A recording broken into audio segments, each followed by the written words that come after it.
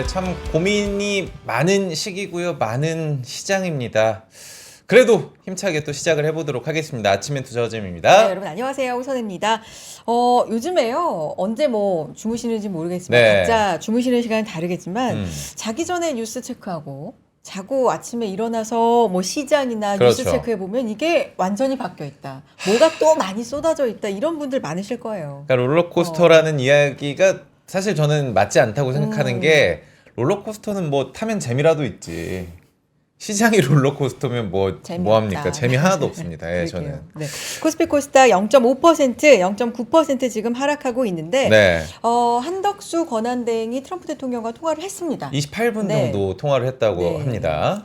그래서 사실 미국 입장에서는 음. 지금 협상하기 위해서 뭐 줄 서 있다. 네. 거의 연락 많다 이렇게 음. 얘기하는데 어쨌든 뭐 일본, 한국 우방 중심으로 해서 그렇죠. 네, 조금 협상을 먼저 하겠다라는 언급도 하긴 했는데 이 시장에서는 어떻게 받아들이는지 뭐 전략은 어떻게 잡아야 되는지 네. 모르겠어요. 안개 속이네요. 일단은 뭐 오늘 네. 두 분이나 모셔보는데 네. 환율도 지금 너무 비상이거든요. 맞습니다. 오늘 환율 관련해서 또 환율 움직임과 우리 증시, 글로벌 증시 어떻게 봐야 하는지 두 분과 함께 이야기 나눠보도록 하겠습니다. 네. 수요일 수상한 투자 아이디어 오늘 완전체입니다. 동동브라더스 이동규 부장님, 한동엽 부장님 두 분 모셔보겠습니다. 반갑습니다. 안녕하세요. 네, 안녕하십니까. 안녕하세요. 반갑습니다. 네. 두 분 오랜만에 함께 나와주셨습니다. 그만큼 좀 시장이 힘든 반증일까요? 시장 분위기가 좀 엄중한 만큼 뭐 의견을 드리는 데 대해서 굉장히 좀 책임감도 느끼고 있고 뭐 오늘 이 시점에서 좀 시장을 판단을 할 때 여러 각도로 좀 보는 게 좋을 것 같아요. 그래서 뭐 채권 시장에서도 뭐 지금의 시장을 한번 점검을 해보고 그리고 미국 시장 중심으로 해서 뭐 지금의 상황이 정말 추가 매수나 또는 신규 매수를 해야 될 때인지 그런 구간인지를 한번 다각도로 체크해보고자 합니다. 네. 사실 관세 이야기를 저희가 참 지겹게 듣고 있고 이 충격이 계속 되고 있는데 간밤에는 또 미중 갈등도 굉장히 좀 고조가 되지 않았습니까? 부장님은 어떻게 보고 계세요? 아, 네. 저희가 뭐 의견을 이제 같이 밤에도 실시간으로 얘기를 나눴습니다. 그래서 저희가 이제 생각한 거는 관세와 관련돼 가지고는 이제 말씀하신 대로 한덕수 총리가 가서 통화도 하고 네. 다른 나라들도 막 열심히 협상을 하는 것 같습니다. 그래서 뭐 뒤에서 말씀드리겠지만 저희는 일단 미국의 관세 뭔가 타겟은 그냥 전 세계가 아니라 중국을 대상으로 하는 뭔가 제 2차 그 무역 전쟁의 그런 느낌인 것 같고 다른 나라들은 이제 같이 협상의 반대급부 뭐 이런 것들로 뭔가 얻어낼 거를 미국이 얻어내겠다 이런 이제 심산인 것 같고요. 네. 뭐 그런 것들이 자산시장 전반에 계속 영향을 주고 있어서 음. 그 부분에 대해서 저희가 오늘 의견을 드리려고 자리에 왔습니다. 네. 네. 오늘 사실 두 분의 오프닝 멘트처럼 주식시장뿐만 아니라 지금 뭐 관세 영향으로 채권도 움직이고 지금 난리가 났거든요. 하나하나 좀 천천히 짚어보도록 하겠습니다. 네. 자, 시장 여러 사안 중에서 뭐 이게 주식, 우리가 채권 이렇게 따로따로 보는 게 아니라 네. 이게 다 연결이 되어 맞아요. 있잖아요. 네. 당연하지만 주식, 채권, 뭐 외환 다 연결이 되어 있기 때문에 음. 오늘은 두 분께서 특히나 채권 시장에 있어서 이 시장에 대해서 좀 인사이트를 네. 주신다고 해서 음. 채권 얘기부터 좀 해보도록 하겠습니다. 최근에 채권도 금리가 좀 움직이는 걸 보면 심상치가 않다. 이걸 통해서도 뭔가 인사이트를 얻을 수 있다. 그렇죠. 부장님 이 얘기부터 시작해 볼게요. 자료도 좀 보여주시고요. 네, 먼저 자료 보여드리면서 설명을 드리겠습니다. 네. 우선 이제 최근에 그 주식시장의 환경은 뭐랄까, 그러니까 매크로의 원인이 굉장히 지배하는 그런 시장인데 네. 이게 뭐 최근에 책을 보니까 진화 심리학에서는 이제 두 가지 원인을 구별해서 진화를 설명을 하더라고요. 네. 그래서 이걸 이제 주식시장에 똑같이 대입을 해보면 주가가 빠지고 오르는 원인이 근접 원인과 궁극 원인 뭐 두 가지가 있다. 그런데 이제 근접 원인이라고 하면 직접적으로 드러나는 원인인데 예를 들면 이제 최근에 뭐 트럼프가 정책을 발표하면 이게 회사에 직접적인 연관이 아직 있기도 전인데 이제 주가가 빠지거나 오르면 다 뭔가 이유를 트럼프 탓으로 돌리거나 금리 뭐 시장 탓으로 돌리는 거죠. 그래서 네. 이런 원인이 이제 근접 원인이라고 볼 수가 있고 궁극 원인은 뭐 주식시장에서 뭔가 근원적인 이유인데 예를 들면 모바일 환경으로의 뭔가 시대의 진화라든지 AI 시대라든지 이런 것들이 되면서 관련된 수혜주나 뭐 아니면 관련된 회사들이 어떻게 좋아지는지 그런 이유들이 이제 궁극 원인이라고 볼 수 있는데 최근에 주식 시장은 이제 근접 원인이 뭔가 지배를 하는 시장인 것 같습니다. 네. 그래서 이제 저희가 말씀드리고 싶은 거는 근접 원인과 궁극 원인 두 가지 중에서 근접 원인이 뭔가 영향을 많이 주는 그런 시기에는 오히려 투자의 기회가 됐었던 적이 많습니다. 그러니까 가장 대표적인 게 코로나 시기였던 것 같고요. 뭐 2008년 금융위기나 이런 것들이 그러니까 종목이 좋고 나쁨을 떠나서 그냥 시장 전체가 빠지는 시기는 항상 이제 투자에서는 좋은 기회로 작용했었는데 그런 부분들이 이제 최근에 나타나는 일인 것 같다. 그리고 이 근접 원인이 이제 그 지배하는 시장이다 보니까 사람들은 다 저희도 마찬가지지만 알고 싶은 게 언제 바닥을 치지, 그렇죠. 어떤 게 신호지 이런 걸 알고 네, 싶은데 이제 그런 거를 찾을 수 있는 것 중에 하나가 좀 채권 시장과 관련이 있어서 그래서 이제 채권 시장에 대해서 조금 설명을 드리고자 합니다. 다음 장표 볼까요? 트럼프의 이상행동. 네,과 채권 시장인데 이상행동은 막 관세 관세 폭탄하고 SNS에 관련된, 글 쓰고 이런 거 말씀하시는 건가요? 네, 맞습니다. 그 이제 저번에 제가 지난달에 나와서 한번 말씀을 드렸었던 건데, 그러니까 트럼프가 지금 하는 행동이 사실 정상적인 범위의 행동인가에 대해서는 주변에 많은 사람들이 좀 이상한 것 같다 이런 의견들이 많고 네. 그게 시장에 반영이 되고 있잖아요. 근데 그때도 이제 설명을 드렸던 것 같은데 이게 그냥 터무니없는 건 아니고 이 사람도 다 이제 생각이 있어서 하고 있는데 가장 큰 게 이제 저번에 보여드렸었던 그래프인데 미국의 재정 적자 규모가 너무 크다. 그래서 이걸 좀 줄여야 되는 니즈가 있고 네.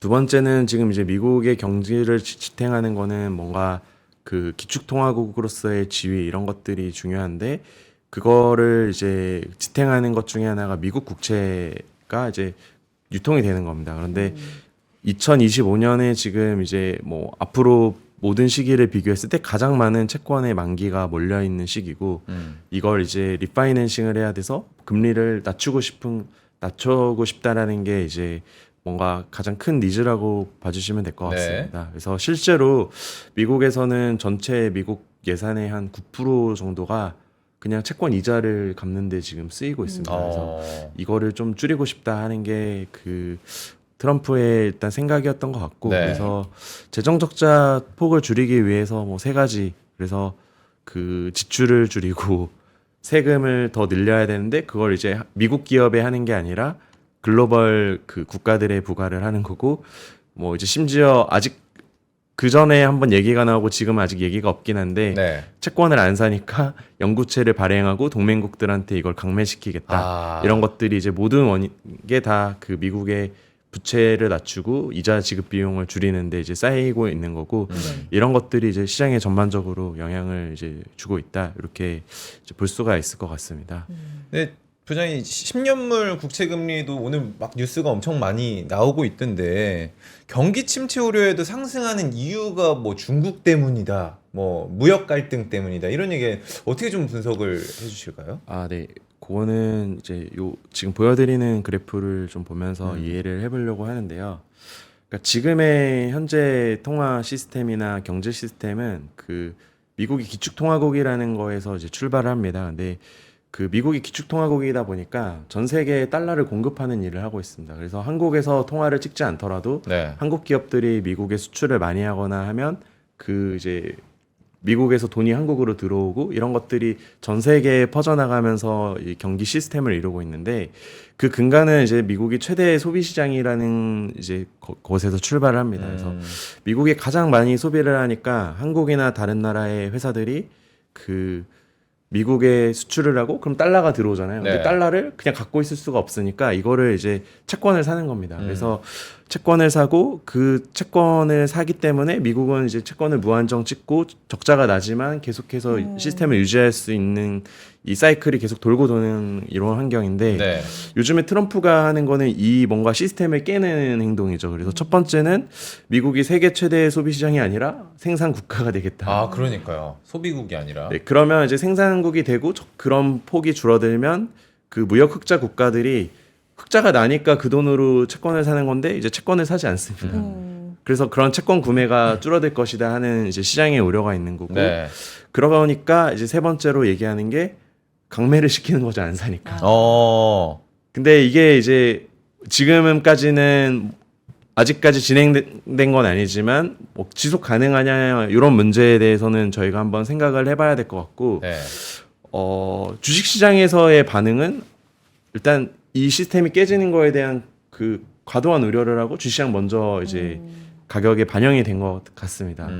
그런데 이제 채권 시장은 말씀하셨던 대로 생각보다는 안정세를 취하고 있는데 네. 저는 만약에 이 시스템에 대한 우려가 있는 것이라고 한다면 미국 채권도 사실 투자를 하면 안 된다고 생각합니다.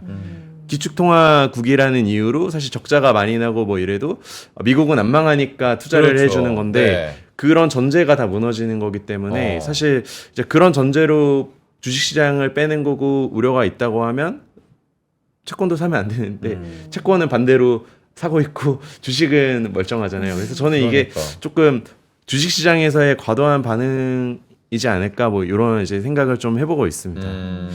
그 초반에 네.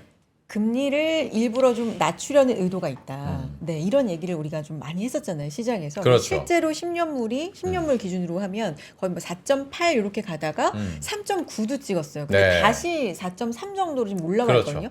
그러니까 3.9까지 내려갈 때 시장의 심리와 다시 되돌렸을 때 시장의 심리는 지금 어떻게 작용되고 있는 거예요? 네, 우선은 네. 이제 그 목적이 뚜렷한 거는 네. 본인 그 트위터, 그러니까 X를 계속 올리잖아요. 네. 그래서 뭐 관세를 올려도 그 물가는 안 오를 것이다. 뭐 지금 이제 다 잘 되고 있다. 그러니까 빨리 너네가 채권 금리를 낮춰라. 이렇게 이제 그 압박을 이제 하고 있는데 네. 올랐었던 거는 첫 번째는 그 주식시장 너무 어려울 때 좀 자금의 도피가 일부 있었던 것 같아요. 그래서 주식시장에 있었던 돈이 뭐 예를 들어 채권 시장으로 간다던가 하면서 그런 부분이 한 가지가 있었고 두 번째는 그 이제 다시 올라가는 거는 차익 실현 매물들이 굉장히 많았던 것 같습니다. 그리고 이제 여기 나와 있는 대로 미국 채권을 구매하는 가장 큰 그 나라 중에 무역 흑자 국가니까 중국이 사실 미국 채권을 가장 많이 갖고 있는 나라 중에 그렇죠. 하나거든요. 네. 근데 이렇게 뭐 분위기가 안 좋고 전쟁을 하는 것 같은 느낌이 들면 이제 중국이 무기로 쓸 수 있는 거는 미국 채권을 뭐 다시 판다던가 하는 부분들도 있을 수 있어서 사실 많은 전문가 패널분들의 썰 중에 하나가 중국이 보유하고 있는 이 국채를 지금 매도할 전망이다, 매도하고 있다 이런 얘기가 나오고 있으니까요. 네. 그래서 그런 것들이 나오면 이제 반대로 다시 채권 금리가 올라가고 이런 것들이 이제 좀 반복이 되는 구간인 것 같다고 보고 있고 뭐 솔직히 팔지 안 팔지 잘 모르겠습니다. 네. 예. 그래요. 그럼 채권 시장에 대해서 조금 더 얘기를 해보겠습니다. 그렇죠. 사실 채권 시장에 주목해야 되는 이유, 이제 주식 얘기를 우리가 하다가 채권 얘기를 이렇게 깊이 있게는 안 하잖아요. 네. 근데 결국에는 주식에서 어떤 인사이트를 좀 힌트를 얻어볼까 뭐 이런 얘기인데 부장님 조금 더 깊이 있게 해주실 얘기 좋습니다. 없을까요? 네. 채권 시장을 이제 이럴 때는 살펴봐야 되는 이유가 네. 근원적인 이유라고 말씀드렸잖아요. 네. 주식시장 빠진 게 그러니까 경기에 대한 반응을 보는 건데 사실 경기에 대한 반응은 주식시장보다 원래 채권 시장이 더 민감하게 네. 반응하는 부분이 있습니다. 그리고 두 번째는 이게 이제 주식 투자만 하다 보면은 좀 착각하는 게 뭐냐면 주식 시장의 뭐 밸류에이션 얘기를 많이 하잖아요. 그렇죠. 근데 이거를 이제 주식 시장의 역사적 밸류에이션을 막 얘기합니다. 근데 사실은 주식 시장과 채권 시장은 연계가 돼 있는 거라서 채권 수익률이 더 높으면 주식 시장에 있는 돈이 채권으로 갈 수도 있는 거고 반대로 주식 시장의 수익률이 더 높으면 채권 시장에서 돈이 주식 시장으로 움직일 수 있는 거잖아요. 그래서 그런 상대적인 매력을 통해서 결정이 되는데 그 이제 과거와 비교할 때는 그냥 주식 시장의 과거의 모습과만 너무 비교를 하더라고요. 네. 그래서 그런 부분들을 이제 오늘 같이 한번 살펴보려고 하고 그런 채권 시장에서 나타나는 금리의 변화가 이게 뭔가 그 높은 데서 공을 던지면 아래로 무조건 떨어지는 것처럼 뭔가 하나의 자금의 방향성을 결정하기 때문에 그런 부분들을 좀 참고해서 주식 투자에 활용하면 좋을 것 같습니다. 그래서 네. 그런 부분들을 저희가 그 내용을 준비를 해봤고요. 지표들 네. 좀 볼까요? 그러면? 좋습니다. 네. 네, 요거는 이제 아까 그 말씀해주신 대로 채권 금리가 3.8까지 갔다가 최근 며칠 동안 다시 4.28까지 올라서 이제 뭐 다시 채권 가격이 좀 투자하는 관점에서는 좀 좋아지고 있는 뭐 그런 모습을 이제 보이고 있고요. 기본적으로 이제 채권 10년물 가격은 그 빨간색 그래프가 기준금리의 그래프고 네. 2000년도부터 2025년까지 이제 나타낸 거고요. 그 위에 있는 검은색 그래프가 그 10년물 국채금리의 그래프인데 네. 보통은 그 기준금리의 방향성에 맞춰서 유사하게 움직입니다. 모양은 비슷하게. 네. 이제 채권 투자를 하실 때는 그 기준금리의 방향성을 잘 보면 되는 거고 네. 이제 최근에 좋았었던 부분은 금리를 낮추기 전에 이제 막 투자를 많이 하신 거죠. 그래서 채권 금리가 떨어진다는 게 이게 채권 가격 올랐다는 뜻이거든요. 그래서 그런 거에 투자를 많이 하신 거고 요즘에도 투자를 많이 하시는 이유는 5월, 뭐 10월에 한 번, 두 번, 뭐 세 번까지도 금리를 내릴 수 있다라고 생각을 하니까 이제 그러면은 장기적으로는 그 가격이 요 그래프에 수렴하니까 그래서 이제 따라서 투자를 한다 이렇게 이제 봐주시면 될 것 같아요. 그래서 기준금리와 채권 가격은 뭐 이렇게 같은 방향으로 유사하게 움직인다라는 걸 좀 보여드리고 싶어서 이 그림을 가져왔고요. 네. 오늘 말씀드리려고 하는 것 중에 가장 중요한 부분은 이제 그 이익 수익률 스프레드와 관련된 부분입니다. 아까 이제 제가 처음에 채권 시장 중요한 이유가 채권 시장의 돈이 주식 시장으로도 보고 왔다 갔다 상대 네. 매력에 대해서 움직인다고 했는데 네. 이걸 이제 측정할 수 있는 하나의 그 지표로 봐주시면 될 것 같습니다. 그래서 그 이익 수익률 스프레드가 나타나는 거는 결국 채권 시장 대비 주식 시장에 얼마나 매력이 있나 이거를 이제 수치로 나타낸 건데 미국 주식 시장의 그 이익 수익률이라고 하는 그 개념이 있어서 여기에서 10년물 채권 금리를 빼서 그걸 가지고 그래프를 그려서 이제 표현을 하고 있습니다. 네. 그럼 요게 높으면 뭐 어떻다는 거고 매력도가 낮으면 좋은 어떻다는 건가요? 거고 네, 좀 쉽게. 그러니까 미국 네. 주식 시장의 이익 네. 수익률이 높은 거니까 주식 시장이 이제 높을수록 아. 매력이 높은 거죠. 주식 시장이. 음. 네. 그리고 낮을수록 이제 채권이 낮은 건데 네. 이게 이제 중요한 이유는 뭐냐면 이익 수익률이 퍼의 역수를 이제 이익 수익률이라고 합니다. 네. 그래서 퍼가 이제 기업 가치를 단기 순이익으로 나눈 건데 역수니까 그 단기 순이익을 기업 가치로 나누는 나눈 거. 거예요. 네. 그래서 이게 의미하는 바가 뭐냐? 그러면 내가 이 회사를 통째로 예를 들어 100억짜리 회사다. 100억 주고 사면 단기 순이익이 3억이 난다. 3%의 이익이 나는 거잖아요. 그걸 이제 은행에 100억을 넣었을 때 이자를 얼마 주냐 이거랑 비교를 하는 거라고 보시면 됩니다. 네. 그러니까 일반적으로 기업에 투자하는 게 훨씬 더 리스크가 있기 때문에 미국 주식 당연히 그 이익 수익률의 개념이 채권 수익률보다는 높아야겠죠. 그래서 그런 개념이고 이게 벌어질수록 당연히 주식 투자에 투자하는 동기부여가 더 있다. 이렇게 네. 이제 봐주시면 될 것 같습니다. 네.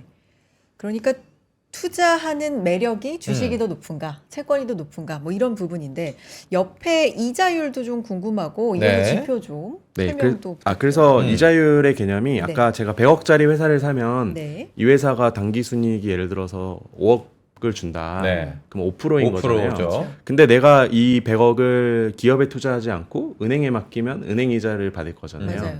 근데 그게 정확하게 이제 이익 수익률이라는 개념이 이자율이랑 되게 비슷하다는 개념이죠. 상대적으로. 왜냐하면 이제 회사를 100억 주고 사는데 쓰는 게 아니라 이거를 은행에 맡기면 은행 이자를 받는 건데 그렇죠. 그 돈으로 대신 내가 회사를 사면 회사의 단기 순이익이 내 거가 되는 거잖아요. 그래서 이거를 이제 비교를 하기 위해서 이제 적어놓은 거라고 보시면 될 것 네. 같습니다. 네. 네, 그래서 이제 그거를 나타내기 위해서 두 가지를 다 그리고 이제 차이를 나타낸 건데 위에 있는 진한 선이 주식 시장의 그 퍼의 역수라고 보시면 됩니다. 네. S&P 500에 그리고 아래에 있는 게 이제 미국 국채의 10년물 수익률이라고 이제 봐주시면 될 것 같습니다. 그래서 지금은 어떤 수준인 거예요? 역전이 좀 되는 느낌이고요. 네. 그래프가. 그래서 요거를 이제 빼가지고 나타내면 네. 어떤 그림인지를 보여드리면 이제 요런 그림이 됩니다. 네. 그래서 이게 이제 저희가 살펴봤었던 이유는 단기적인 바닥을 잘 그 짚어주는데 많이 그 도움이 됐었던 건데 네. 보시면 2020년도 경에 여기 보시면 가장 높은 고점이네요. 고점이 네. 있잖아요. 이게 제가 높으면 높을수록 주식시장에 대한 매력이 있다고 했는데 네. 이 시기가 언제냐면 코로나 때 코로나 주가가 창궐이 저때 됐군요. 그러면 그때는 요렇게 높았습니다. 네. 그러니까 이럴 때는 주식시장의 투자 매력이 확실히 높다. 매력도가 높다. 이런 건데 네. 최근에는 이제 저도 야, 이거를 쭉 빠졌네. 그려보면서 좀 놀랐었던 게 뭐냐면 네. 그 말씀해 주셨는데 역전 현상이 일어났습니다. 네. 그러니까 은행에다가 맡기면 3%를 주는데 회사에 투자하면 2%밖에 주지도 않는데 사람들이 주식 시장에 투자를 했었던 거예요. 그래서 0보다 낮은 게 되게 이례적인 일인데 이제 그런 일들이 최근에 있었고 이걸 이제 보여드리는 이유가 뭐냐면 저희가 이번에 바닥을 잡을 때 이런 것들을 살펴보면 좋겠다 이런 관점인데 보시면 이제 3.8로 채권 금리가 떨어지고 주식이 떨어지니까 PER이 싸지니까 그 이익 수익률이 올라가는 거죠. 그러면서 이제 그래프가 올라가고 있습니다. 그래서 네. 이게 어느 정도 올라가는 구간은 충분히 이제 주식시장의 매력이 있는 구간이라고 좀 보고 있고 네. 그래서 채권 금리가 떨어지고 주식시장이 그 같이 빠지는 거는 주식 투자를 하는 데 있어서 좋은 그 기회 요인이 될 수 있다 이렇게 좀 보고 있습니다. 그럼 이 관점에서 주식 매력도가 계속해서 고점에서 떨어지다가 네. 지금 돌았다. 네, 최근에 방향성이. 조금씩 이제 올라가고 있는 구간이다 네. 이렇게 이제 봐주시면 될 것 같습니다. 네. 그렇게 말씀을 해주시는 거면은 조금 더 직관적으로 지금은 주식의 매력도가 높아지고 있다. 네, 맞습니다. 라고 우리가 판단을 하고 만약에 투자 관점에서는 지금 시점이 투자를 시작하기에 적기일 수 있다. 네, 그래서 저희는 이제 최근에 많이 말씀을 드리는 게 미국 채권을 이미 많이 갖고 계신 분들이 많거든요. 네. 근데 그 자금을 이제 아까 3.8 이럴 때는 현금화를 하면 수익이 많이 났을 거니까 그 돈을 가지고 주식 투자를 하는 뭔가 그레이트 로테이션의 그 시기로 지금을 보는 게 좋지 않을까 이렇게 좀 판단하고 있습니다. 최근에 또 네. 위험자산이라고 불리는 하이힐드 채권 지난번에도 한번 언급을 해주시긴 했는데 여기에도 투자 관심도가 좀 높아지고 있다라는 얘기가 들립니다. 한번 설명 좀 부탁드릴게요. 네, 하이힐드 이제 스프레드는 뭐냐면 그 높은 위험 등급의 채권이랑 안전한 국채 사이의 차이를 나타낸 겁니다. 그래서 차이가 높다는 거는 그만큼 위험 자산에 대한 선호도가 떨어지는 구간이라고 이제 볼 수가 네. 보시면 될 것 같고요. 근데 최근의 환경을 보시면 코로나 때는 이게 역대로 높았습니다. 그래서 이런 뭔가의 하나의 또 바닥 신호로 작용을 했었던 거고 그래서 2022년도에도 주가가 많이 빠질 때 이런 때 이제 좀 단기 고점을 찍었었던 경향이 있습니다. 근데 2025년 최근에 보시면 최근까지 엄청나게 낮았습니다. 그러니까 위험한 채권에도 엄청 공격적으로 사람들이 투자를 하다가 최근 들어서 이제 그 하이힐드 채권의 가격이 좀 많이 떨어지고 있습니다. 그래서 이런 것들이 올라가고 있는 게 시장에 좀 바닥이 나오고 있는 하나의 신호다 이렇게 지금 보고 있어서 같이 좀 설명을 드렸습니다. 근데 이런 지표로 지금 좀 판단을 하기에 정말 관세 정책이 어디로 튈지 모르니까 그러니까요. 이 지수의 바닥이 어딜까, 주가가 어디까지 내릴까, 이런 불확실성이 너무 커서 네. 이럴 때는 이런 지표에 꼭 맞게 이렇게 시장이 떨어져서 가던가요? 어때요? 네. 그러니까 네. 이게 항상 맞다기보다는 저희가 뭔가 이제 길을 찾기 위해 막 나침판을 쓴다든지 이런 그렇죠. 것처럼 그런 보조의 수단으로 지금 이제 여러 가지를 켜놓고 판단을 할 필요가 있다라는 거고 그랬을 때 이제 가장 신호가 잘 나타내는 것들이 채권 시장에서 방금 보여드렸던 두 개의 스프레드 이런 것들이 이제 그런 신호를 주니까 이런 걸 잘 활용해 보시면 좋을 것 같습니다. 알겠습니다. 네. 지금 한동엽 부장님도 옆에서 이제 기다리고 계셔서 안 가셨군요. 그러니까 네, 네, 좋습니다. 한동엽 부장님 네. 얘기도 좀 들어봐야 돼서 저희 네. 잠깐 광고 듣고 올까요? 여러분 어디 가지 마시고요. 잠깐만 광고 듣고 올게요.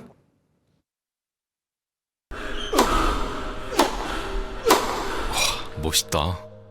부러운가? 14만 1211번의 스윙과 68개월 27일의 투자로 만들어진 자세다. 나의 테니스도 나의 자산도 투자로 키운다. 나는 투자한다. 나는 성장한다. NH투자증권. 와, 멋있다. 부러운가? 기본기 연습과 스트로크 훈련에 1532시간을 투자해 갖게 된 리듬이다. 나의 드럼도 나의 자산도 투자로 키운다. 나는 투자한다. 나는 성장한다. NH투자증권. 네, 아침엔 투자 함께하고 계시고요. 지금 네. 코스피 코스닥 양대 지수 1%대 하락 보여주고 있습니다. 오늘 같은 경우는 반도체 투톱도 파란불 켜고 있고 네. 일부 조선, 방산 이 정도 외 방어주 외에 좀 안 좋은 상황이에요. 우리 사실 협의 기대감 네. 이런 걸로 오늘은 좀 괜찮을까 기대감도 있었는데 역시 오늘도 그러니까요. 어렵네요. 네. 요즘에는 누가 대권에 출마하냐 뭐 그게 가장 큰 뉴스가 아닌가 싶습니다. 뭐 정치의 계절이죠. 왔다가 이거 왜 네. 올라 하면은 딱 그 연관돼 있고 그러더라고요. 네, 그렇군요. 조심하셔야 됩니다, 여러분들. 자, 시장 얘기 이어가 볼 텐데 한동희 부장님, 네, 세미나 준비하고 계시다고 하는데 요 얘기부터 시작해 볼까요? 네. 네, 저희가 이제 매달 오프라인 세미나를 하고 있는데요. 뭐 직접 얼굴을 뵙고 저희가 가진 투자 아이디어들을 전달해드리고 있는데 4월 26일입니다. 자료 포스터 한번 보여주시면 네. 4월 26일 토요일이고요. 저희 사무실에서 진행을 하는데 아마 지금 채팅창에 그 신청 링크는 올라갔을 겁니다. 신청해 주시면 좋을 것 같고 직접 뵙고 이제 말씀드리고자 하는 거는 전체 우리가 시장을 통틀어서 지금 어떤 자산이 가장 좀 기회가 있냐 좀 앞으로 말씀드릴 미국 주식에 저는 기회가 좀 크게 있다라고 생각이 들고요.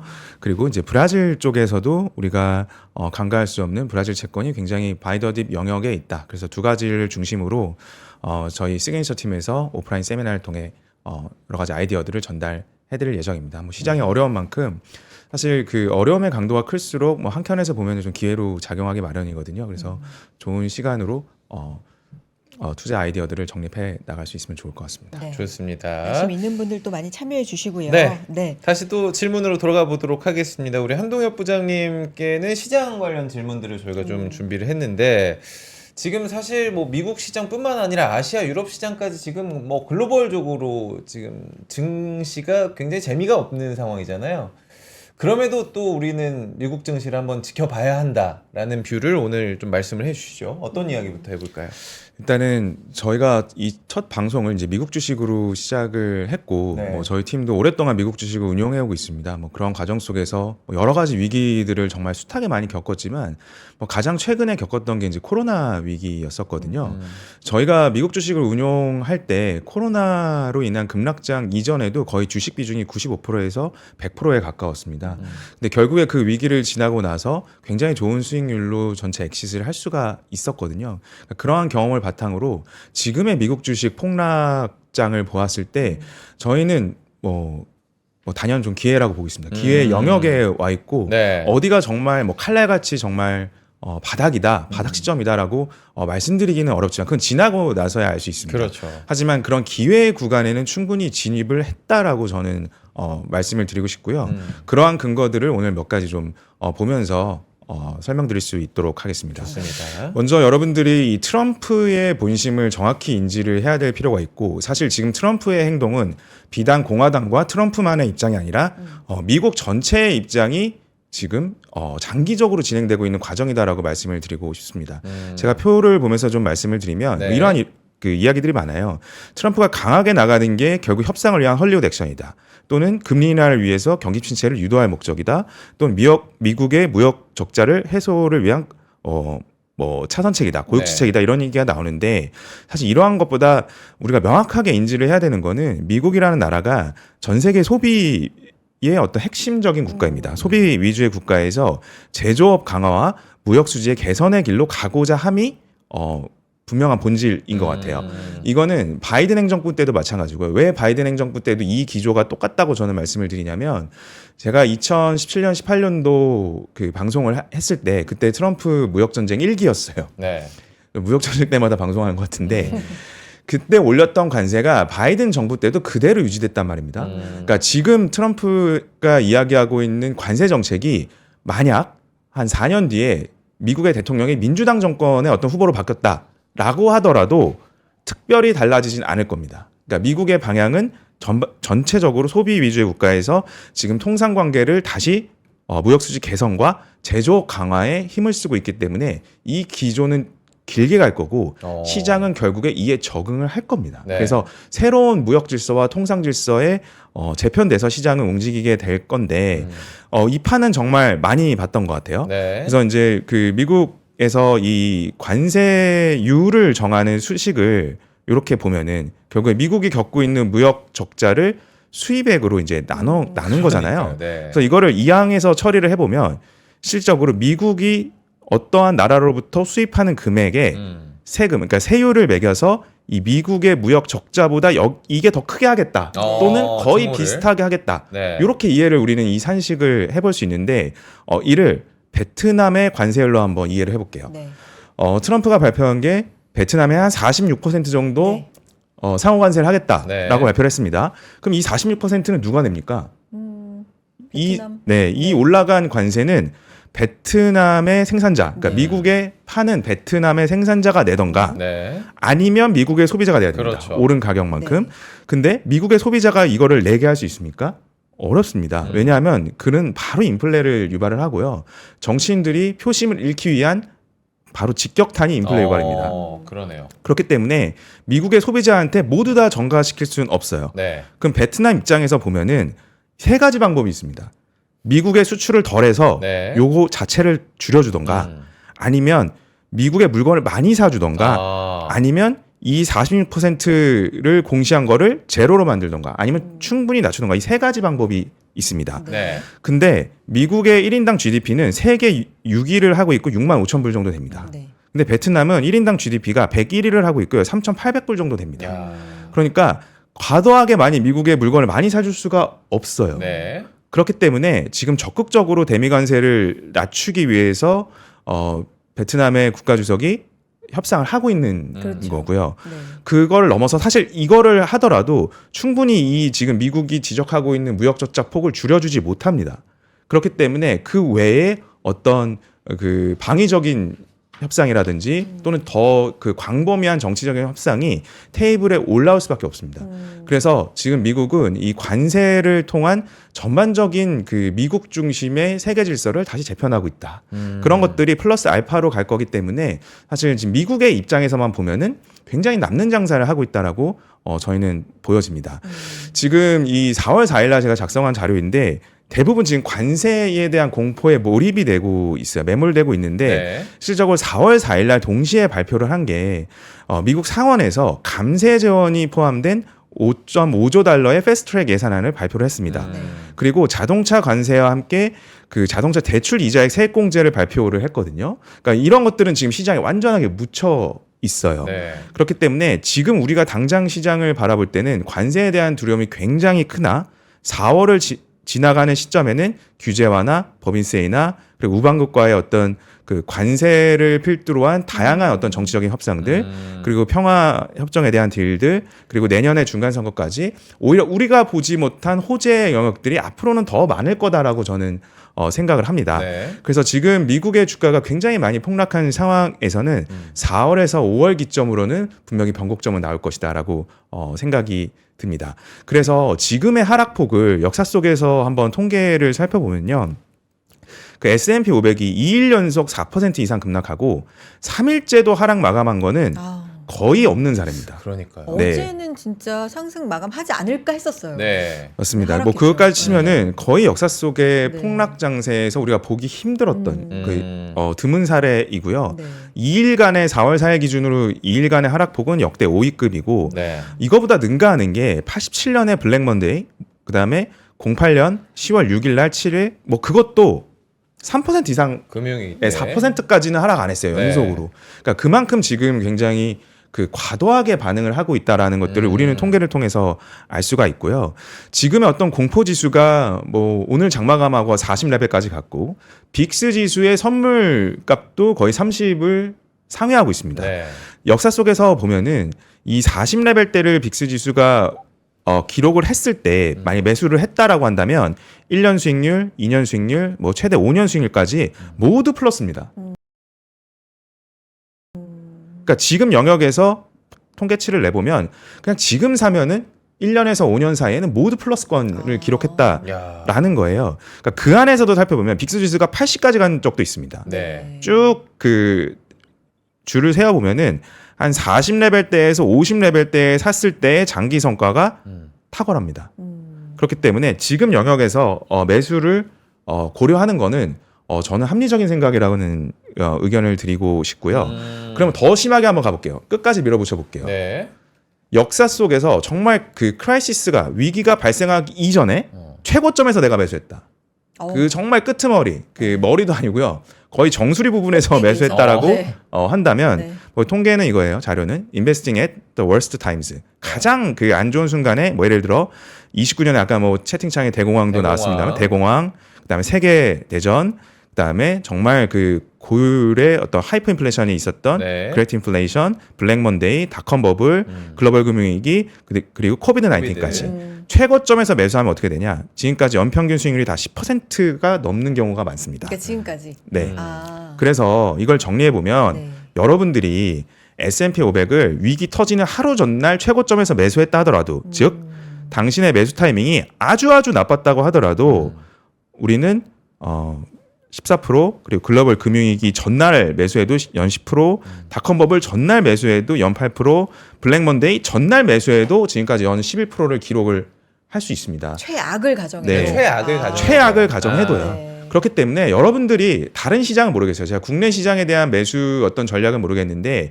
미국 시장을 여러분들이 그 대응을 하실 땐요. 항상 블루칩 우량주를 포트폴리오로 운용을 한다면 떨어질 때마다 공포에 휩싸이기보다는 적절한 순간에 뭐 지금과 같은 순간에 수량을 늘려나가는 전략이 워렌 버핏도 그러했고요.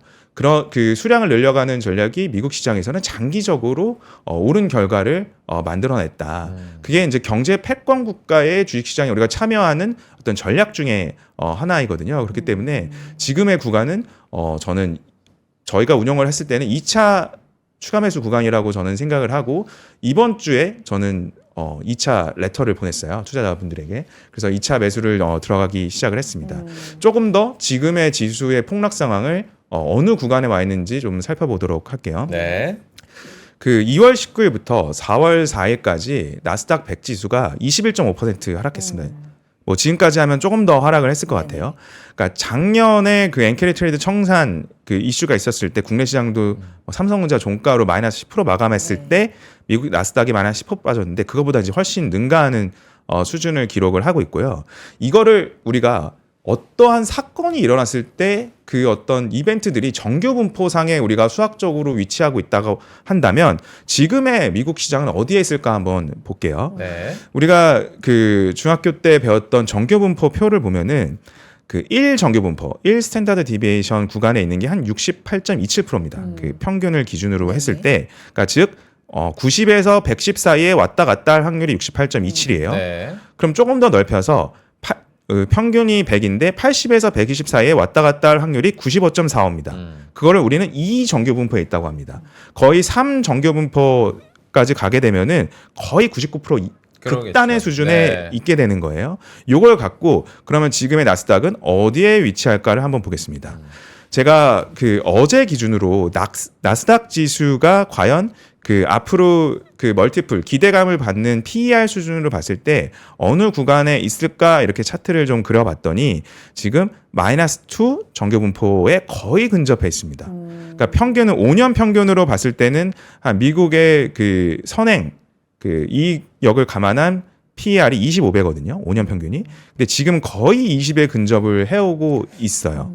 그렇기 때문에 굉장히 지금 극단값으로 가고 있는 것들을 볼 수가 있고 이는 금리 인상이 굉장히 빨리 나와서 시장에 좀 크래시가 있었던 22년도 수준에 거의 근접을 하고 있는 수준입니다. 아까 말씀드렸다시피 지금의 수준은 정규 분포의 96% 수준에 가까운 쪽으로 치닫는 과정이 지금의 나스닥 수준이에요. 네. 그럼 조금 더 넓혀서 10년 평균으로 한번 볼게요. 10년의 평균으로 봤을 때 미국 주식들이 평가를 받는 배수가 한 22배라고 치면은 지금은 그 10년 평균도 깨고 내려왔고 1 정규 분포 마이너스 1 정규 분포 수준에 가까워지고 있거든요. 그렇기 때문에 이 통계가 얼마만큼 신뢰감이 있느냐, 뭐 그건 이제 해석에 따라 여러 가지 의견들이 분분하겠습니다만은 네. 작년 말에 저희가 이제 국내 주식이 바닥권이다라고 해서 실질적으로 매수를 많이 했을 때의 시점을 보면은 다 미국으로 가야 돼, 국장 탈출해야 돼라고 했었던 시기가 마이너스 2 스탠다드 디비에이션의 국내 코스피와 코스닥이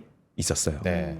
그때부터 좀 바닥을 이제 다지기 시작했고 미국도 그러한 구간에 있다라고 저는 생각이 듭니다. 그래서 점을 찍을 수는 없지만 그 구간엔 들어온 맞습니다. 것 같다. 점을 찍을 수는 없지만 네. 지금은 못 사볼 영역은 아니란 거예요. 네. 그래서 오히려 미국 주식을 그동안 환율이 굉장히 높아 계속 미국 주식에 포머가 있는 상태에서도 주가가 올라가 이랬을 때 접근을 못했다면은 지금은 굉장히 적극적으로 미국 주식을 기회의 영역으로 봐도 되는 통계치를 우리는 보고 있는 거예요. 그렇기 때문에 뭐 이런 무역 분쟁이나 관세가 어떻게 마무리되고 진행될지는 뭐 저도 모르겠습니다. 하지만 결과적으로 미국의 입장에서 보면은 그들의 중심으로 세계 질서와 통상 질서를 다시 확립을 하는 거고, 어쩌면 미국의 앵글에서 보면은 그들에게 결국에는 플러스가 되는 과정으로 가고 있기 때문에 지금의 어떤 미국 주식 하락 수준은 통계적으로 좀 과도한 영역에 있다.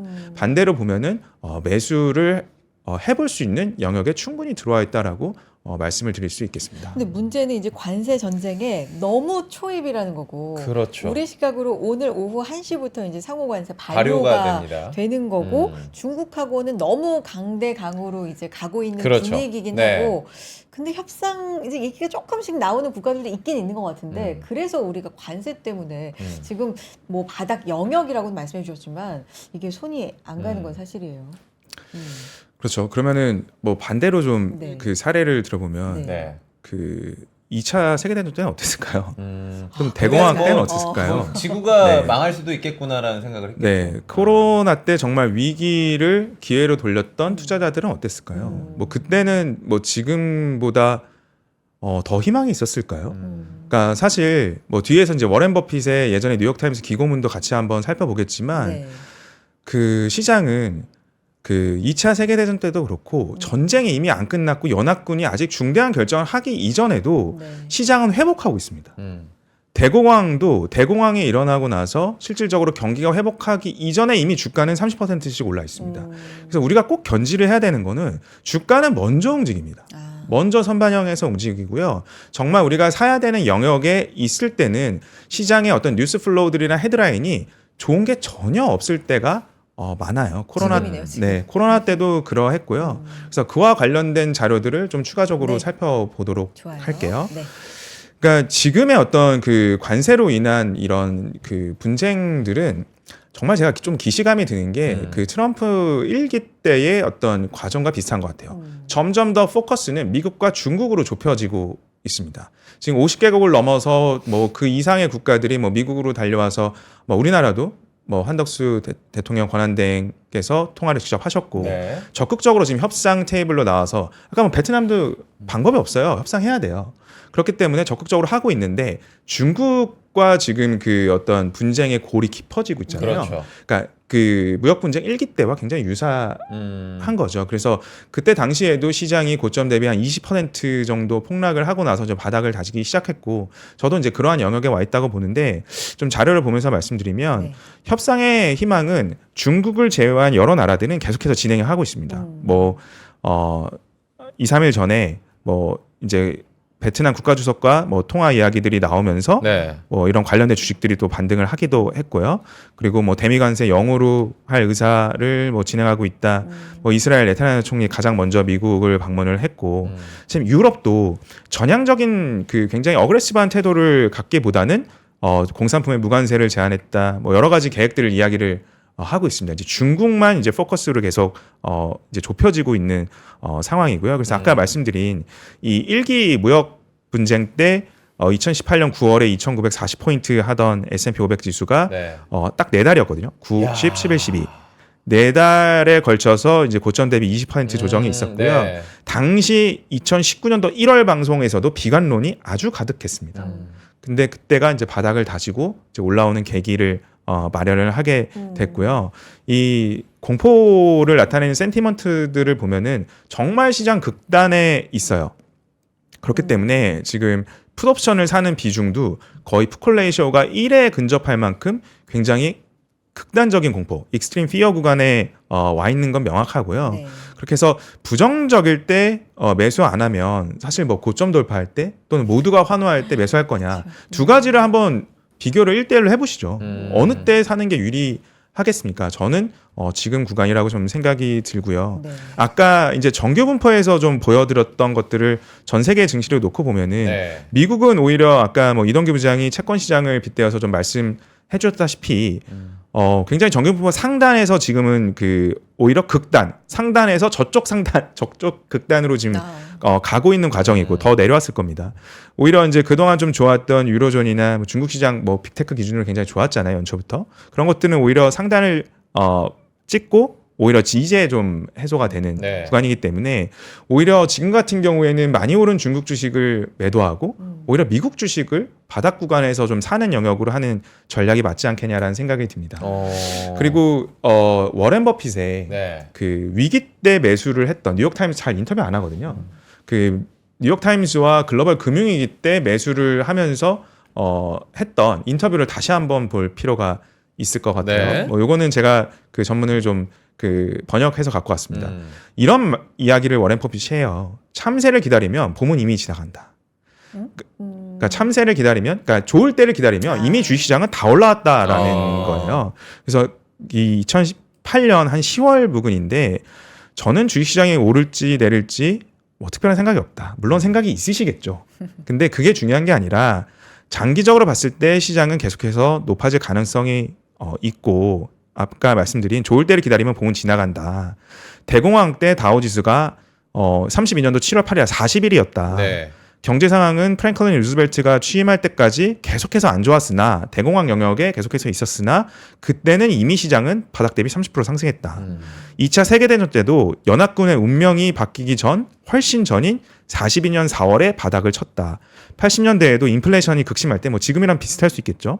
침체기에 있을 때 주식을 사는 게 지나고 보니 가장 좋았다.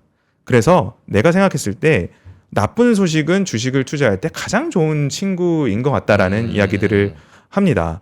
대공황, 그다음에 12차례의 뭐 경제 침체, 뭐 석유 쇼크, 뭐 코비드 19, 그다음에 불명예스러운 뭐 미국 대통령의 어떤 사임, 뭐 이런 다양한 이벤트가 있었어도 다우지수는 66에서 11,000까지 상승을 해왔고 이걸 네. 그분은 다 겪은 거니까. 네, 그러니까 미국 증시가 장기적으로 우상하는 차트만 딱 놓고 보면 네. 이 차트에서 누가 손해를 보지 이렇게 생각할 수 있어요.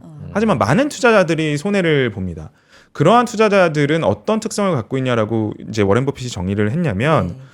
불운한 사람들은 주식이 편할 때 사고, 그러니까 모두가 환호할 때 사고, 네. 시장 괜찮아요 이럴 때 사고. 오히려 안 좋은 뉴스들이 많고 지금과 같이 공포 국면에 있을 때는 매도를 했다라는 거예요. 이런 투자자들은 사실 장기간 우상향하는 미국 증시의 역사 속에서 돈을 잃어왔다라고 이야기를 하고 있고요. 네. 단기적으로 실업이 증가하고 미국은 뭐 실업이 지금 증가하지도 않습니다. 그리고 그 소비 여력도 괜찮고요. 근데 사업 활동이 흔들리고 헤드라인도 계속 무섭게 그때 2008년 금융위기 10월 달에 나오고 있었으나 저는 미국을 사고 있다. 이 워렌 버핏 언제 인터뷰예요? 2008년 10월입니다. 2008년. 뉴욕 타임스에 2008년 기고를 10월이요. 했고요. 네. 바이 아메리카 IM 나는 미국 주식을 사고 있고 저는 그래요. 뭐 이렇게 인터뷰를 했어요. 그래서 제 개인 계좌를 워렌 버핏이 사는데 지금보다 2008년 10월보다 주가가 더 떨어지면은 저는 미국 채권 제로일 것 같고 미국 주식으로 100% 채울 것 같아요라고 인터뷰를 마감을 합니다. 네. 그때가 이때였어요. 아. 한번 자료를 볼까요? 네. 뉴욕 타임스 2008년 10월 16일이네요. 바이 아메리카 IM이라고 얘기했던 게 글로벌 금융위기의 하락의 어느 중간쯤이었습니다. 그렇기 때문에 지금 이때보다 더 정말 심각한 상황이냐를 우리는 다시 한번 고민을 해볼 필요가 있고요. 그 20년 동안 그 통계를 보면 S&P 500에 예를 들어서 10,000불을 투자했으면 2003년부터 22년도까지 64,000불이 됐다라고 합니다. 6.5배가 됐어요. 근데 이 기간 동안 10일의 어떤 주요 반등이나 상승만 놓쳐도 그 수익률은 반토막이 납니다. 야. 그리고 20번을 놓치잖아요. Missing the 20 best days를 하면은 또 반의 반토막이 납니다. 그러네요. 그러니까 시장의 등락 과정에서 우리는 어떻게 해야겠습니까? 특히 미국 주식만을 놓고 보면은 공포의 구간에 차분하게 우량주에 대한 포트폴리오로 수량을 늘려가는 게 그동안 역사, 미국 경제사가 증명을 해왔던 수익을 내는 방법이었다. 이거를 우리는 꼭 지금의 순간에 기억을 할 필요가 있을 것 같습니다. 네. 또, 워렌 버핏 얘기 네. 요즘 진짜 많이 하는 것 같아요. 근데 지금 네. 버핏 형님은 뭐 저기 다 빼셨다고 현금을 많이 시키셨다고 작년부터 해가지고. 예. 해서. 근데 저희 그 질문이 굉장히 많이 들어왔어요, 부장님. 우리 주빈님께서는 첫 질문을 남겨주신 것 같은데 아무래도 오늘 환율 충격이 꽤나 있다 보니까 지금 환율로 미국 시장을 들어가게 된다고 하면 뭐 환차손도 생각을 해야 되고 이 환율이 돌아올까요? 우리가 수익 구간에서는 뭐 이런 걱정들도 많이 하시는 것 같아요. 미국 주식을 하실 때 이제 항상 환에 대해서도 이제 고민을 하시면 굉장히 여러 가지 이제 그 경우의 수들이 있기 때문에 그렇죠. 머리가 아픕니다. 하지만 지금 구간을 한번 보자고요. 그러니까 환율이 뭐 1,400 지금 뭐 80원, 90원 할 때 미국 주식을 매수를 했다. 근데 1,400원이 됐다, 1,300원이 됐다 하더라도 시장이 안정화되는 구간에서는 이미 주가가 거의 40~50% 뭐 반토막 이상 난 주식들도 굉장히 많기 때문에 미국의 어떤 주가의 회복 수준이 환율의 어떤 환차선을 상쇄해 줄 만큼 충분히 클 겁니다. 그렇기 때문에 사실 지금 환율에 대한 게 정말 많이 폭락한 미국 주식을 못 살 만큼 방해가 되는 수준이냐? 저는 아닌 것 같아요. 그보다 본질적인 미국 주식의 하락폭이 훨씬 크기 때문에 네. 환율에 대한 부담은 조금 그 다음 문제로 좀 두었으면 좋을 것 같고요. 혹시나 나중에 지금 구간에 그리고 바닥을 다져가는 구간에 저가 매수를 해서 나중에 아주 좋은 수익 실현을 했어요. 그럼 이제 달러로 남아있게 되잖아요, 통장에는. 그럴 때 달러 자산 갖고 계시다가 또 이러한 어떤 시장 급변 사태가 왔을 때 달러는 또 그 방어적인 역할을 할 겁니다. 그렇기 때문에 사실 우리가 투자를 할 때 가장 좋은 그 위험의 분산은 통화의 분산입니다. 네. 그래서 우리가 한국인이어서 KRW 코리안 원을 많이 갖고 있지만 뭐 유로화 또는 뭐 엔화 그리고 달러 뭐 그중에 이제 가장 뭐 필수적으로 해야 되는 건 달러겠죠. 통화의 분산 자체가 우리의 위험을 가장 크게 그 회피시켜 주기 때문에 지금 뭐 많이 오른 달러에 대한 걱정보다는 오히려 많이 빠진 주식에 대한 관점을 조금 더 집중하는 게 맞지 않을까 싶습니다. 부장님 하나만 더 그러면은 그 트럼프 협상 카드가 관세에서 달러나 환율 카드로 넘어갈 수도 있다라는 보도들이 나오고는 있거든요. 그 부분에 대해서는 혹시 시선이 있으신가요? 저는 뭐 개인적으로 이 관세에 대한 그 트럼프 대통령과 미국의 입장은 굉장히 강경할 거예요. 유해지지는 않을 거라고 봐요. 그 말이 안 되거든요. 그 관세에 대한 입장과 프로토콜은 명확하고 그에 대한 얻을 수 있는 것들을 계속해서 얻어내는 과정 속에 있을 거예요. 그러려면 네. 준칙이 명확해야 돼요. 굉장히 그 강하고 딱딱한 그 솔리드한 입장이 있어야 됩니다. 그래서 그에 대한 어떤 입장 변화는 크게 없을 것 같고 그 이후에 있는 협상만이 있을 거다라는 생각이 일단 첫 번째.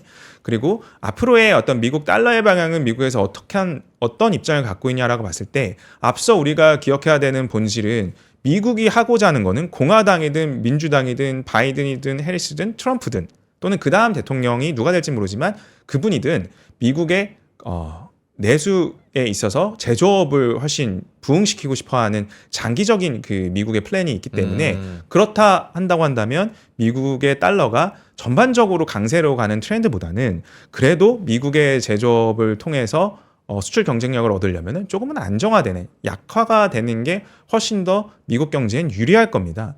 그렇기 때문에 뭐 장기적으로 봤을 때는 뭐 미국이 뭐 일부러 이 달러의 환율을 뭐 내린다 뭐 이렇게보다는 전반적으로 좀 안정화되는 트렌드로 가지 않을까 싶습니다. 요즘 우리 달러 원 환율, 원화에 대해서 상당히 이제 주시를 하고 있는 상황인데 달러도 달러지만 최근에 이제 위안화와 좀 동조되는 흐름에 대한 분석도 많이 나오고 있습니다. 네. 그런 가운데 이제 몇 시간 전인데 트럼프 대통령이 이제 중국이 관세 영향의 상쇄를 위해서 환율을 조작한다, 뭐 이런 얘기를 좀 강하게 해서요. 아, 그래요? 네, 위안화 평가 절하를 좀 맹비난했다, 뭐 이런 얘기 좀 전해지고 있어서 이런 부분도 좀 주시해 보겠고요. 현재 우리 증시 같은 경우는 0.5%, 0.9%라고 낙폭 아까보단 조금은 줄이고 있습니다. 줄이고 있는 네. 상황입니다. 오늘 바닥이 어딘지는 알 수 없지만 여러 신호들을 통해서 그 영역에는 좀 진입한 것 같다. 기회를 좀 찾아봐야 되는 시점이다라는 관점으로 말해주셨는데 마무리 서서히 좀 해주실까요, 부장님? 네. 네. 그 아마 다음 주 방송에도 제가 다음 주 방송은 제가 아니네요. 정우창 부장님인데 언제 나와요 그러면은? 그 다음 저희가 또 주. 확인을 2주에 해야 된단 말이에요. 2주에 나오게 2주 될 후에? 텐데 네. 사실 우리가 이제 한 달 뒤에 봤을 때도 뭐 지금보다 더 빠져 있을 수 있어요. 근데 뭐 그게 낙담하고 정말 뭔가 상심하고 있을 그런 타이밍이 아니라 우리가 정말 투자의 대가들이 어떻게 움직였냐를 보면은 미국 주식의 어떤 아이콘 하면 워렌 버핏 아닙니까? 그럴 때 2008년에 뉴욕타임스 기고문을 다시 한번 볼 필요는 있을 것 같고요. 바닥은 어딘진 모르나 지금의 모든 통계치들이 지금부터 기회를 발굴하려는 시각으로 봤을 때 장기간 명확히 보답은 준 환경입니다. 그렇기 때문에 지금 일부 종목의 어떤 내가 칼날같이 바닥에서 매수해야지, 그거는 정말 그 표현대로 야수의 심장이에요. 하지만 투자는 야수의 심장으로 하는 게 아니라 냉철한 판단과 이성으로 접근을 해야 됩니다. 그렇게 봤을 때 뭐 저희 팀과 뭐 제가 보는 거는 명확히 좀 기회 영역으로 보여지고요. 이러한 소신을 뭐 꾸준히 지켜가고 제가 일부러 뭐 긍정맨을 하려고 하는 건 아니에요. 뭐 일부러 희망을 드리려고 하는 것도 아니고요. 뭐 제가 믿고 있는 장기간의 어떤 미국 투자 성과에서 핵심적인 것들은 지금 위기의 순간에 조금 더 냉철하게 저가 매수를 차분하게 포트폴리오로 우량주로 진행을 해왔던 게 역사적으로 증명된 바이기에 여러분들에게 뭐 그런 의견을 전달드립니다. 2주 뒤에 나오실 때 시장이 어떻게 될지 좀 네. 궁금하긴 하네요, 진짜. 뭐 더 빠질 수도 있어요. 그렇죠. 뭐 네. 예측은 힘들죠. 뭐 더, 회초리를 들고 있을지 사탕을 네. 들고 있을지 2주 뒤에 확인을 한번 해보도록 하겠습니다. 하지만 그 더 네. 빠진다 하더라도 충분히 장기적으로 봤을 때는 역시나 기회 영역으로 보고 있는 게 뭐 제 소신입니다. 알겠습니다. 오늘 여기까지 듣겠고요. 참 예측도 분석도 참 네. 어려운 시장인 것 같아요. 그렇습니다. 워낙에 네. 관세와 관련된 이 노이즈들이 계속해서 뉴스도 좀 많이 쏟아져 나오고. 뭐. 근데 저는 이런 네. 시장에서 우리 두 분이 확실한 뷰를 보여주시는 게 그렇죠. 너무 감사드리는 거예요. 네. 그러니까 어차피 투자의 선택과 오늘 의견에 대해서 동감하시거나 맞아요. 비판하시거나 여러분들의 의견은 다 다를 수 있겠지만 이런 시장에서 확실한 본인의 시각을 보여주신다? 근거 자료와. 아우 저는 네. 정말 감사하다고 생각을 하고 있습니다. 여기가 네. 이제 여러분의 의견도 다를 수 있는데 음. 뭐 그런 얘기 좀 나눠보는 시간이니까 네, 그런 의미로 좀 함께해 주셨으면 좋겠고요. 이동규 부장님 네. 인사라도 한번 하고 가세요. 아까 2부 때는 한마디도 안 하셔가지고. 네. 아, 네. 오랜만에 나왔는데 오늘 또 중요한 시기에 나와서 그러게요. 네, 또 다양한 의견도 보고 재밌었던 시간이었던 것 같습니다. 네. 채권 인사이트 네, 도움이 됐습니다. 참고하겠습니다. 오늘 여기서 인사 나누죠. 이동규 부장님, 한동규 부장님 고맙습니다. 두분 감사합니다. 감사합니다. 네, 코스피, 코스닥 양대 시장 파란불 계속 켜주곤 있는데 낙폭은 조금씩 좀 줄여갑니다. 코스피 0.5% 하락, 코스닥은 0.7% 하락인데 지금 아시아 시장 전반이 좋은 상황이 아니에요. 네, 일본도 니케이 3% 빠지고 토픽스도 네. 2.7% 하락하고 있고요. 중국 증시도 전반적으로 지금 좋지 않은 상황인데 우리 증시 뭐 그래도 선방이라고 볼 수 있을까요? 근데 사실 오늘 달러원 환율 얘기했지만 엔화원 환율도 지금 그래요. 굉장히 높은 느낌이라 네. 이 부분에 대해서도 계속해서 내일 그리고 금요일까지 한번 여러분과 시장 이야기 나눠보도록 하겠습니다. 네. 저희 내일 누구랑 함께 하나요? 내일은 어. 쿨지훈 부장님. 쿨지훈 출동하십니다. 부장님과 네, 함께 박지훈 하도록 부장님. 하겠습니다. 여러분들의 네. 고민 내일 실시간으로도 많이 남겨주시고요. 저희는 내일 인사드리겠습니다. 고맙습니다.